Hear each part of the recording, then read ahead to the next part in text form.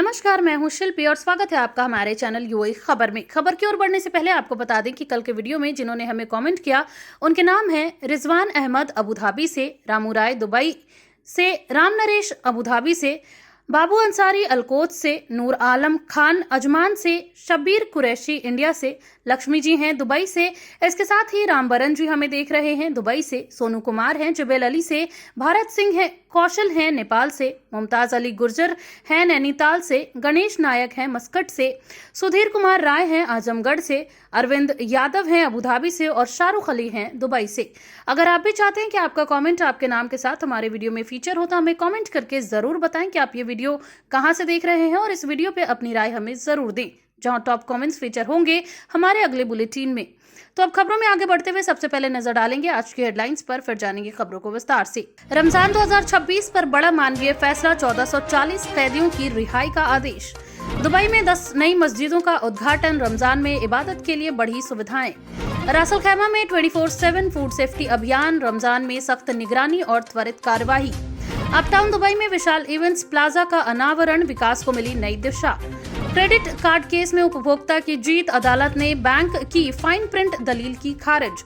Bharat UAE रिश्तों को AI से नई मजबूती, दिल्ली में रणनीतिक हुए समझौते। और आखिर में हम जानेंगे क्या है आज के रियल रेट्स, क्या है आज के गोल्ड रेट्स और क्या है आज के दिरहम रेट्स। तो शुरू करते हैं आज के ताजा बुलेटिन, लेकिन उससे पहले यूएई और देश दुनिया की तमाम बड़ी खबरों को सबसे पहले जानने के लिए हमारे चैनल को सब्सक्राइब करके बेल आइकन पर जरूर क्लिक करें ताकि आप तक दिन की सारी अपडेट सबसे पहले पहुंच जाए। तो चलिए अब खबरों को जानते हैं विस्तार से। रमजान 2026 पर बड़ा मानवीय फैसला, 1440 कैदियों की रिहाई का आदेश। रमजान 2026 के पाक अवसर पर मोहम्मद बिन जायद अल नाह्यान ने देश भर की जेलों से 1440 कैदियों की रिहाई का आदेश देकर एक बड़ा मानवीय संदेश दिया है। यह फैसला सिर्फ प्रशासनिक कदम नहीं बल्कि दया, सुधार और सामाजिक पुनर्वास की भावना का प्रतीक माना जा रहा है। हर साल रमजान के दौरान यूएई में कैदियों को माफी देने की परंपरा रही है, लेकिन इस बार रिहा होने वाले की संख्या विशेष रूप से ध्यान खींच रही है। सरकारी अधिकारियों के अनुसार इस पहल का उद्देश्य उन कैदियों को दूसरा मौका देना है जिन्होंने अपने व्यवहार में सुधार दिखाया है। इसके साथ ही उनके परिवारों को भी इस पाक महीने में खुशी और राहत मिलेगी। कई परिवारों के लिए यह फैसला भावनात्मक रूप से बेहद महत्वपूर्ण है क्योंकि वे लंबे समय बाद अपने प्रियजनों से मिल पाएंगे। विशेषज्ञों का मानना है कि ऐसे कदम समाज में सकारात्मक बदलाव लाते हैं और अपराधियों के पुनर्वास की प्रक्रिया को मजबूत करते हैं। यह निर्णय यूएई की न्याय प्रणाली के साथ साथ उसकी मानवीय सोच को भी दर्शाता है। दुबई में 10 नई मस्जिदों का उद्घाटन, रमजान में इबादत के लिए बढ़ी सुविधाएं। रमजान के मुबारक महीने में दुबई ने धार्मिक बुनियादी ढांचे को सशक्त करते हुए 10 नई मस्जिदों का उद्घाटन किया है, जबकि 5 और मस्जिदों का निर्माण कार्य तेजी से जारी है। बढ़ती आबादी और नमाजियों की संख्या को ध्यान में रखते हुए यह कदम बेहद अहम माना जा रहा है। नई मस्जिदों को आधुनिक वास्तुकला और सुविधाओं से लैस किया गया है। इनमें विशाल नमाज हॉल, महिलाओं के लिए अलग प्रार्थना कक्ष यानी प्रेयर हॉल, वुजू की पर्याप्त व्यवस्था और पार्किंग स्पेस शामिल हैं। रमजान के दौरान तरावीह और क़ियाम उल लैल जैसी विशेष नमाजों में बड़ी संख्या में लोग शामिल होते हैं। ऐसे में अतिरिक्त मस्जिदें समुदाय के लिए बड़ी राहत साबित होंगी। स्थानीय प्रशासन का कहना है कि यह पहल केवल धार्मिक आवश्यकता तक सीमित नहीं है बल्कि सामाजिक एकता और सामुदायिक सहभागिता को भी बढ़ावा देती है। रमजान जैसे आध्यात्मिक महीने में इस तरह की परियोजनाएं लोगों के इबादत के अनुभव को और भी सुकून भरा बनाती हैं। क्रेडिट कार्ड केस में उपभोक्ता की जीत, अदालत ने बैंक की फाइन प्रिंट दलील की खारिज। यूएई की एक अदालत ने एक महत्वपूर्ण फैसले में बैंक द्वारा लगाए गए अतिरिक्त शुल्क को अस्वीकार करते हुए एक निवासी के पक्ष में फैसला सुनाया है। बैंक ने अनुबंध यानी कि कॉन्ट्रैक्ट की बारीक शर्तों यानी फाइन प्रिंट का हवाला देकर भारी जुर्माना वसूलने की कोशिश की थी। हालांकि अदालत ने साफ कहा कि उपभोक्ता को स्पष्ट और पारदर्शी जानकारी देना वित्तीय संस्थान की जिम्मेदारी है। यदि शर्तें अस्पष्ट या फिर भ्रामक हों तो उसके आधार पर दंडात्मक शुल्क नहीं लगाया जा सकता। यह फैसला उपभोक्ता अधिकारों यानी कि कंज्यूमर प्रोटेक्शन के लिहाज से एक अहम मिसाल बन गया है। विशेषज्ञों का मानना है कि यह निर्णय यूएई के वित्तीय क्षेत्र में पारदर्शिता और जवाबदेही को मजबूत करेगा। इससे बैंकों को अपने अनुबंधों की भाषा और प्रस्तुति को और स्पष्ट बनाना होगा। आम ग्राहकों के लिए यह संदेश है कि वे अपने अधिकारों के प्रति जागरूक रहें और जरूरत पड़ने पर कानूनी मदद लेने से बिल्कुल भी ना हिचकें। अपटाउन दुबई में विशाल इवेंट्स प्लाजा का अनावरण, विकास को मिली नई दिशा। अपटाउन दुबई में एक भव्य इवेंट प्लाजा का अनावरण किया गया है, यानी उद्घाटन किया गया है, जो क्षेत्र के बड़े विस्तार अभियान का हिस्सा है। यह प्लाजा सांस्कृतिक कार्यक्रमों, कॉर्पोरेट आयोजनों और अंतर्राष्ट्रीय प्रदर्शनियों के लिए एक विकसित किया गया है। अधिकारियों का कहना है कि यह परियोजना यानी ये प्रोजेक्ट दुबई को वैश्विक व्यापार यानी ग्लोबल बिजनेस और पर्यटन केंद्र के रूप में और सशक्त बनाएगी, यानी मजबूत बनाएगी। आधुनिक डिजाइन, अत्याधुनिक लाइटिंग सिस्टम और विशाल खुले स्थान इसे बड़े आयोजनों के लिए आदर्श बनाते हैं। रियल एस्टेट विशेषज्ञों के अनुसार इस तरह की परियोजनाएं आसपास की संपत्तियों के मूल्य में वृद्धि भी करती हैं और निवेशकों को आकर्षित करती हैं। दुबई लगातार बुनियादी ढांचे यानी कि इंफ्रास्ट्रक्चर में निवेश कर रहा है ताकि वैश्विक प्रतिस्पर्धा में आगे बना रहे। यह नया प्लाजा शहर की महत्वाकांक्षी विकास परियोजनाओं का प्रतीक है। इसके साथ ही बता दें कि इसकी कैपेसिटी कुल 4000 व्यक्तियों की होगी। रासल खैमा में 24/7 फूड सेफ्टी अभियान, रमजान में सख्त निगरानी और त्वरित कार्यवाही। रमजान के इस मुबारक महीने में खाद्य सुरक्षा सुनिश्चित करने के लिए रासल खैमा प्रशासन ने 24/7 फूड सेफ्टी अभियान शुरू किया है। इस विशेष अभियान के तहत बाजारों, सुपरमार्केट, रेस्टोरेंट, बेकरी, केटरिंग कंपनियों और इफ्तार टेंट्स पर लगातार निरीक्षण किया जा रहा है। अधिकारियों का कहना है कि रमजान के दौरान खाद्य खपत में उल्लेखनीय वृद्धि होती है, इसलिए गुणवत्ता और स्वच्छता मानकों पर कोई भी समझौता नहीं किया जाएगा। निरीक्षण टीमों को अलग अलग शिफ्टों में तैनात किया गया है ताकि दिन और रात दोनों समय रहे। स्टोरेज, तापमान, खाद्य पदार्थों की एक्सपायरी डेट, किचन की साफ सफाई, कर्मचारियों के हेल्थ कार्ड और लाइसेंस की वैलिडिटी की बारीकी से जांच की जा रही है।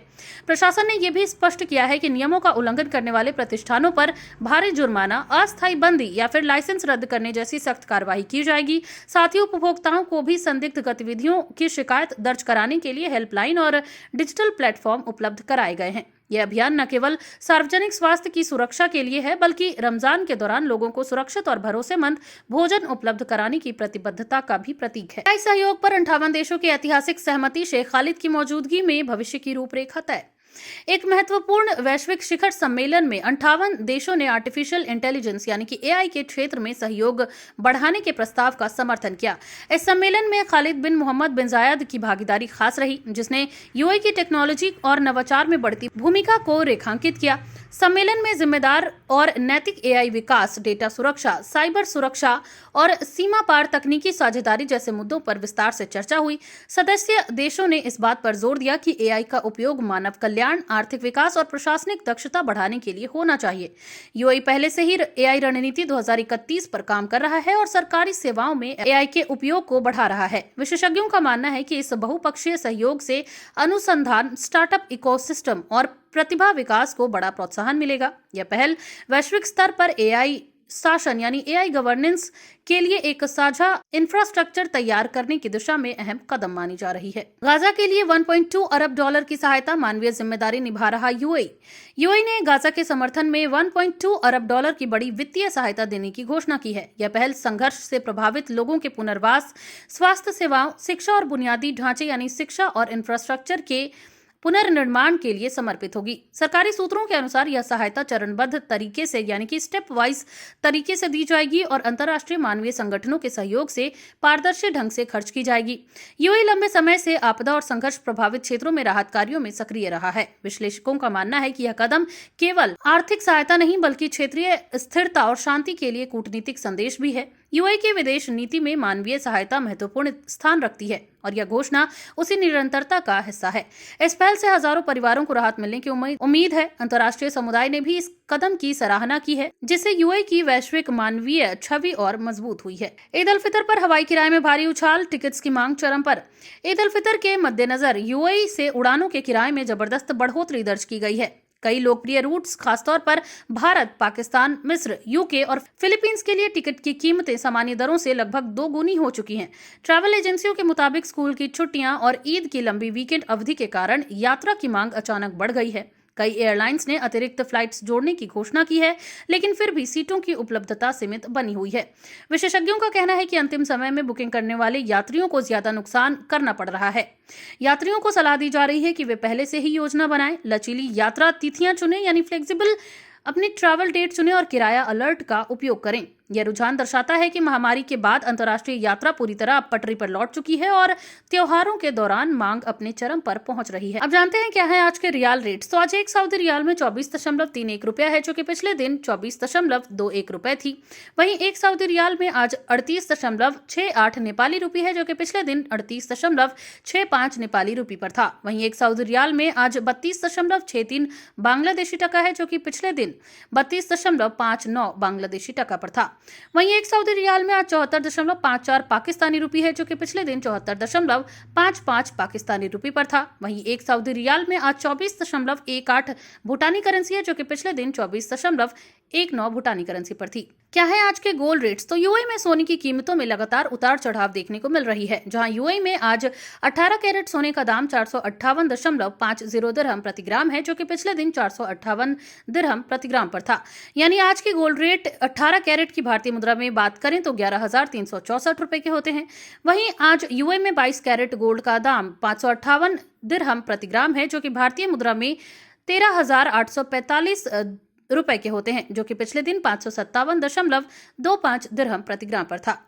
वहीं यूएई में आज 24 कैरेट सोने का दाम 602.50 दिरहम प्रति ग्राम है, जो कि पिछले दिन 601.75 दिरहम प्रति ग्राम पर था। वहीं आज 24 कैरेट सोने का दाम की भारतीय मुद्रा में बात की जाए तो 14,937 रुपए के होते हैं। क्या है आज के दिरहम रेट्स। तो आज एक यूएई दिरहम में 24.79 रुपया है, जो कि पिछले दिन 24.71 रुपए पर थी।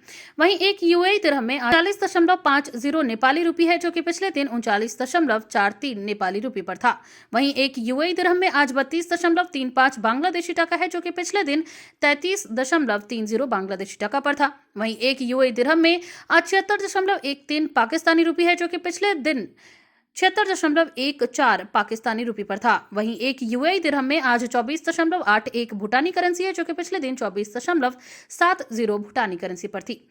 तो ये थी आज की तमाम ताज़ा अपडेट्स। ऐसी और खबरों को जानने के लिए बने रहिए यूएई खबर के साथ। धन्यवाद।